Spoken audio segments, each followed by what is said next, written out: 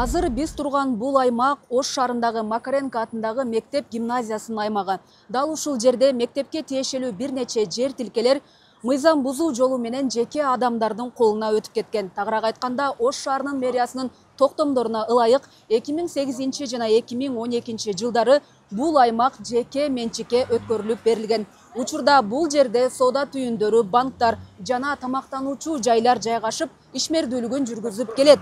Мыйзам боюнча социалдык объекттердин айланасы, тагыраак айтканда мектеп, бала бакча жана ооруканалардын аймагы жеке менчикке берилбейт жана менчиктештирилбейт. Буга байланыштуу жерди жана сууну көзөмөлдөө кызматынын Ош аймактар аралык башкармалыгы сотко кайрылып, мэриянын 2008 жана 2012 жылдагы токтомдорун жокко чыгарууну сурап кайрылган. Тиешелүү органдар бул маселени иликтеп, башкармалыктын арызын канааттандырып, мэриянын ошол жылдардагы бул токтомдорун жокко чыгарды.